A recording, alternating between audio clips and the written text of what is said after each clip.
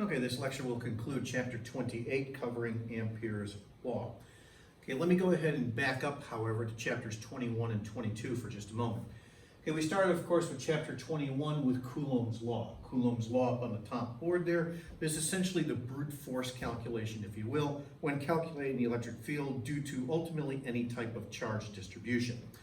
However, Coulomb's Law, as we discovered in chapter 22, was a specific application of a much more general relationship, of course, and that's Gauss's law, which is here on the lower portion here on the left-hand side of the top board. Remember that Gauss's law, however, is somewhat limited in terms of its calculation power. It could really only be used to calculate the electric field due to very simple symmetrical charge distributions. But Coulomb's law, as we did discover, is a specific application of Gauss's law. We kind of teach magnetism to you, however, backwards. You're first of all introduced to the most general relationship, which is Amperes Law, the following expression, but Amperes Law is a little bit limited in its calculation power. It can only be used to calculate the magnetic field associated with simple types of distributions of current. That's basically the examples that I took you through earlier in the chapter. Okay, where is the inverse square law associated with magnetism? Where is the 4 pi r squared relationship, for example, involving the surface area of a sphere when describing magnetism? In other words, what's the brute force calculation of this quantity here when talking about magnetism? Well, this is an aspect of Amperes Law that is referred to as the Biot-Savart Law.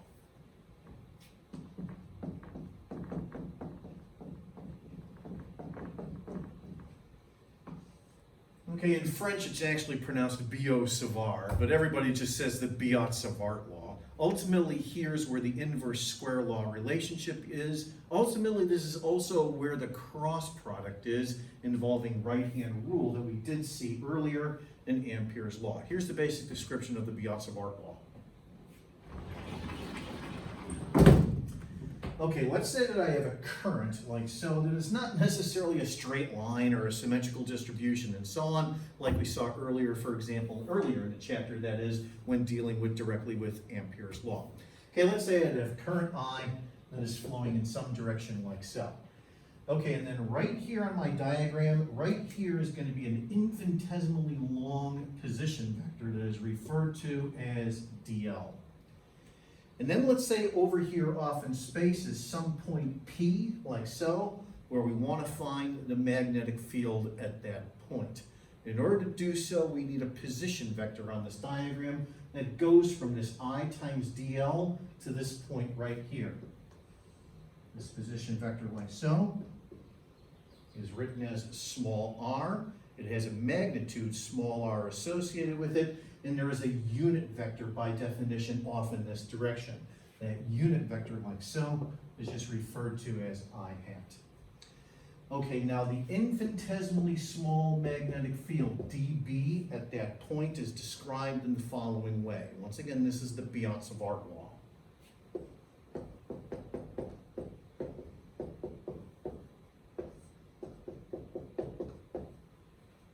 Like so, this expression here. Okay, there is the inverse square law. There is the 4 pi associated with the surface area of a sphere, because after all, we live in a three-dimensional universe, like we saw earlier, for example, with Coulomb's law and then with Gauss's law.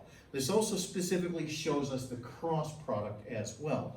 What you do is you take the fingers of your right hand, you point it in the direction of IDL on the diagram, you then curl your fingers in the direction of the r hat unit vector, like so, and that then gives us the direction of the B field right here, point P in space. In this case, it's into the board, like so.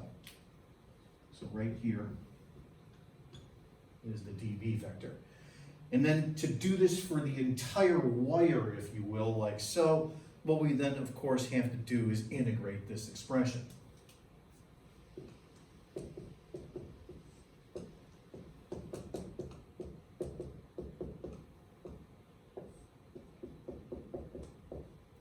Like so. This right here is basically the expression that goes up on the top right-hand side of the top board. It's essentially the brute force calculation version, if you will, of Amperes Law, which is the more general relationship. Now, there's actually only one situation where we have to know how to evaluate this expression. It is an extremely important relationship, however, as we'll see, because it leads directly into chapter 29, which begins the last series of topics prior to the actual AP exam itself. Okay, one thing that I'll mention here, however, before we get to that one problem to look at, is ultimately how do we evaluate this cross product involving the r hat unit vector. Well, just like we did earlier for Coulomb's law up on the top board, what we did was we took our expression and multiplied it by 1. Okay, we're going to do the same thing here. When we multiply this expression by 1, specifically we're going to multiply it by the following.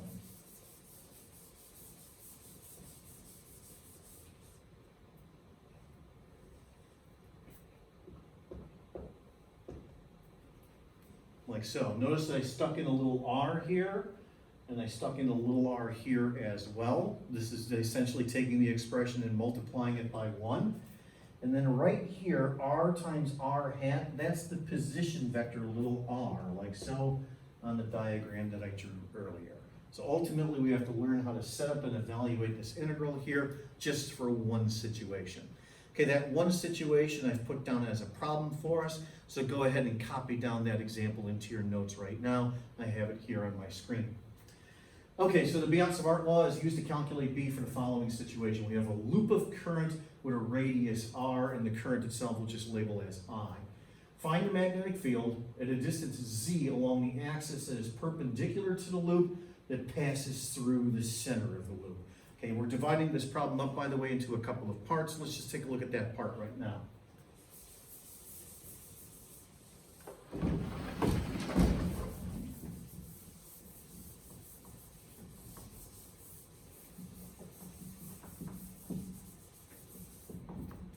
Okay, let me write down the Biot-Savart law here while I'm thinking about it.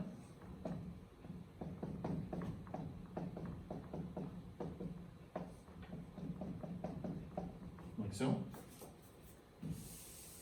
Okay, and then here's the situation that we have to apply it to. Okay, I'm going to draw the diagram, however, two different ways. First of all, let me draw it like this. So here's the z direction, here's the xy plane, and then we've got our loop of current like this. My loop of current here is in the xy plane. Here's a current I, like so, and there's a radius capital R associated with it. What we're asked to find is that right here at this point along the z-axis, a distance z away from the ring of current, we're asked to find the magnetic field at that point. This is an asymmetrical situation where we would not be able to use Amperes law directly in order to find the magnetic field here at this point in space. Okay, now let me redraw the diagram. Now I'm going to draw this exactly the same way as they do in the textbook towards the latter portion of chapter 28. It looks like this. Okay, basically what they do is they take this diagram and they tip it on its side. So right here is the xy plane, and then right here is the z-axis like so. Right here is our point P in space. And then in the xy plane we have our loop of current. The way that they draw it in the textbook is they have a portion of the current coming out of the page right here at this point.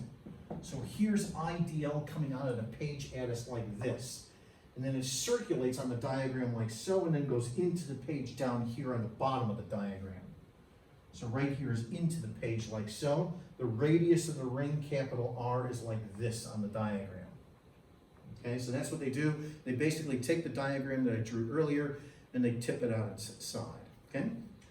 Okay, now right here is the IDL vector for the top portion of the diagram. Right over here is point P in space. So the little r vector in the cross product goes from here to here. Like so. So right here is the little r vector. It just has magnitude r. The magnitude r, by the way, can be written as the hypotenuse of this right triangle in terms of capital R and Z. I'll eventually do that in the expression. Okay, now let's just go ahead and do the cross product here, IDL cross R, to get an idea as to what happens with the magnetic field right here at this point P in space.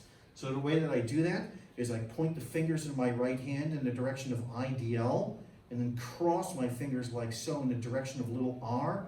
And then right here now is the infinitesimally small magnetic field vector dB. That then points like this on the diagram.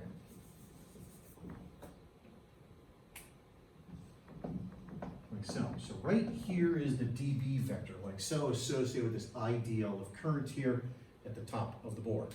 Okay, now a little bit of geometry here becomes important. Okay, I'm going to define an angle here on this diagram. This angle is usually referred to as alpha. And then if I take the dB vector here that came from my cross product, I'm going to break it into components here and here. And what I do, if you futz around with the geometry, you can show that this angle here is also the same angle alpha. Okay, take a look at this guy right here, dB sine alpha. What happens to all of the dB sine alphas if you then ultimately integrate all the way around the ring as we're going to do? They cancel each other out. The reason for that is as follows. Right down here at the bottom, IDL is into the board, and then right here is the position vector little r. Watch what happens when I do the cross product here down at the bottom of the board. You have IDL into the board like so, cross r like that. That then gives you a dB vector right here at this point that is in this direction.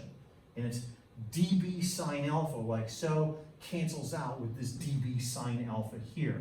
So when I set up this integral in just a moment, we don't have to worry about the dB sine alphas. Instead, what we have to worry about are the dB cosine alphas like so. Those guys all add together.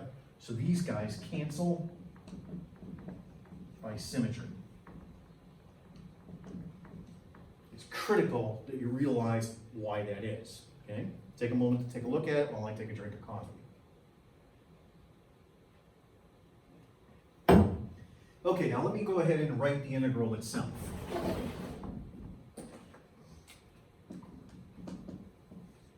Okay, so first of all I have mu naught and an IDL cross r. That's going to be mu naught IDL times little r times the sine of the angle between IDL and little r. That's a 90-degree angle right there. So we have sine of 90 like so. But then we're only taking a look at the components of dB that have cosine alpha associated with them. And then we divide by 4 pi r cubed. And now let's go immediately to this point where we start to simplify the expression. So I'm going to go ahead and cancel out the sine of 90, which of course is just 1, and then I cancel out an r here and here, thereby making it an r squared. There's the inverse square law relationship once again.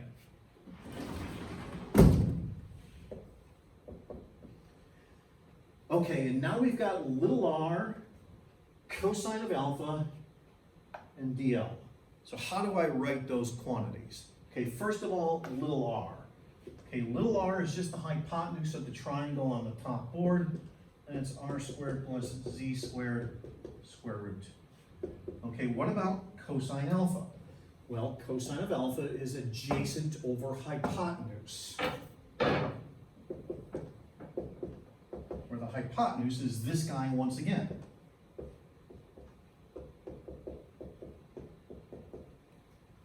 Like so. So we're going to stick all of that up into the expression. Okay, and then we have dl. Okay, dl is just an arc length on a circle. Remember that arc length is equal to radius times angle.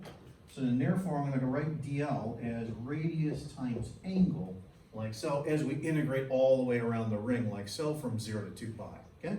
So ultimately, the tricky part is setting up this integral, as you can see, but evaluating it is actually really easy to do. Okay, let me now go ahead and write everything. So we integrate from 0 to 2 pi in the theta direction. Mu naught I, and then I'm going to write my constants. So let's see, I've got cosine of alpha, and then times little r squared. So let's see, that's going to be an r squared plus z squared, ultimately to 3/2, like so. And then multiplied by dl, which is r d theta, like so. Okay, so let me make sure that I wrote this correctly. So we've got, first of all, cosine of alpha, which is r over this, and then multiply that by little r squared, which is this guy squared. That then gives you this. Here are the constants 4 pi and mu naught. And then I times dl, like so. Okay? All right, now we just integrate from 0 to 2 pi d theta, which just gives us 2 pi, and then a little bit of cancellation occurs here with this 4 pi. So ultimately, then the magnetic field ends up being the following.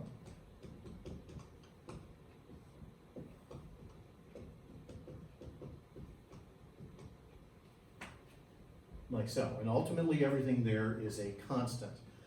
So if we go back to my original diagram, then therefore, essentially what the magnetic field looks like at point P in space is as follows. Okay, let me go ahead and do some erasing here.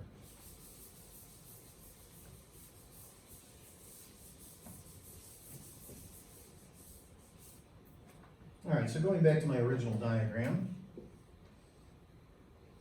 like so. Okay, right here was my loop of current, like so, pointing in this direction.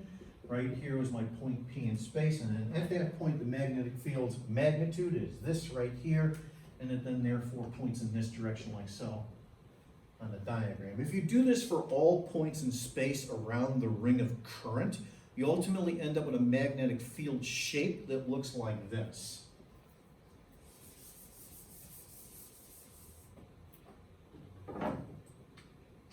Let me go ahead and draw the current here once again in red. There we go. Like so.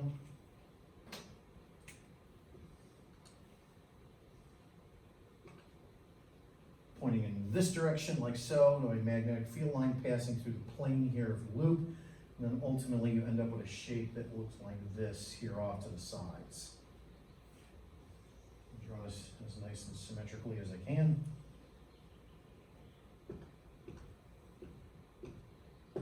Like so, where the magnetic field lines look like this. Let's go ahead and pass this to here.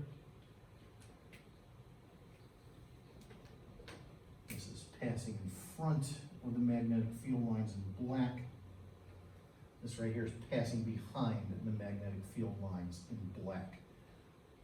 Can you picture the three-dimensional aspect here of this diagram, where the magnetic field lines here are passing through the plane of the loop of current, right here at these points. And then this last magnetic field line comes in like this. Once again, here in red, the current is passing in front of the magnetic field lines in black, and then the magnetic field lines here are in front of the loop of current here in the background, like so.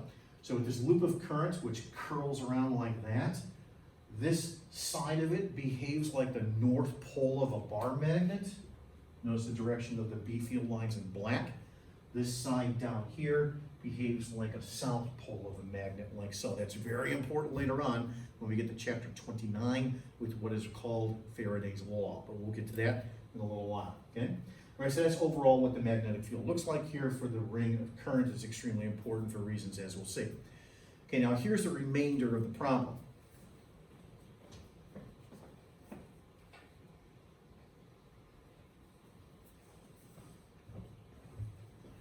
Okay, so find the magnetic field at the center of the loop as well by using the solution that I still have here from earlier, and also by setting up the problem from scratch from the beginning, which is actually really easy to do. I'll get to that in just a moment. However, let's just see what happens right here at dead center of the loop. In order to do so, we just take this expression here and set z equal to 0. All right, so at the center of the loop, if we set z equal to 0, we then have here an r squared to the 3/2. So r squared, take the square root, that gives you r. Cube it, that gives you an r cubed. And then r squared over r cubed is 1 over r.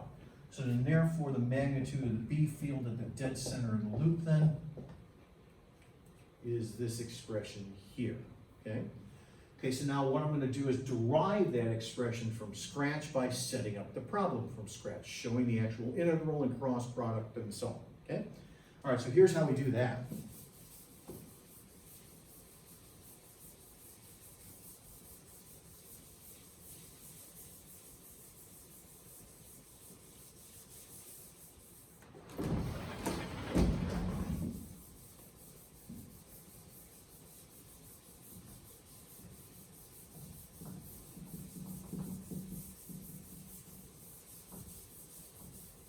Okay, using a similar diagram as what I did earlier, Here's once again the XY plane like so. Here's the Z-axis like this.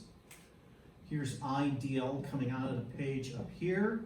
Here's IDL going into the page down here. Right here now is my point P in space. Here's the radius of the ring. All right, so my little r vector in the cross product in just a moment is going to go from here to here on the diagram like so. Okay, the magnitude of that is obviously just the radius of the ring, capital R. Okay, let me write down my expression here from scratch.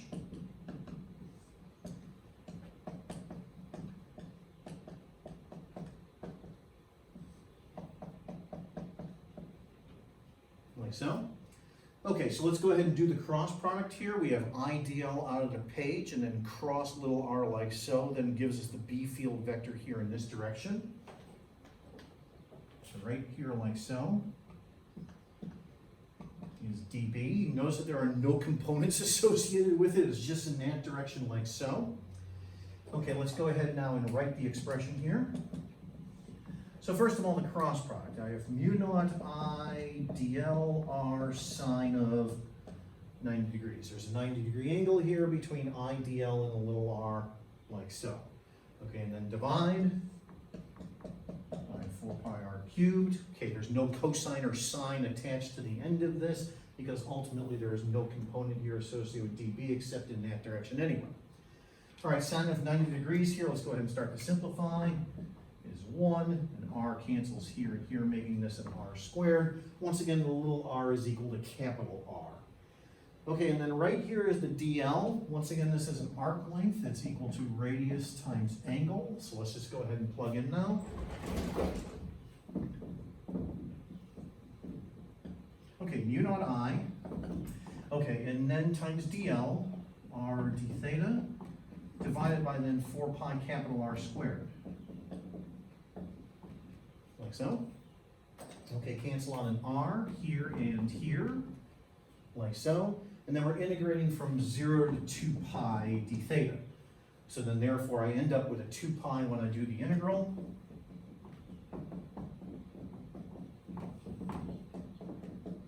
Like so. Go ahead and cancel out a 2 pi. You cancel out a 2 pi. You end up with this guy again. Okay? So you definitely need to know how to derive this expression here. Every now and then the calculation pops up on the AP exam. However, the general expression where you do have a z along the z-axis, that shows up every now and then, but really the important one to know is to know how to derive this expression here for the center of the loop. Okay? Let me go ahead and conclude this video here. Today's shirt is Gorguts.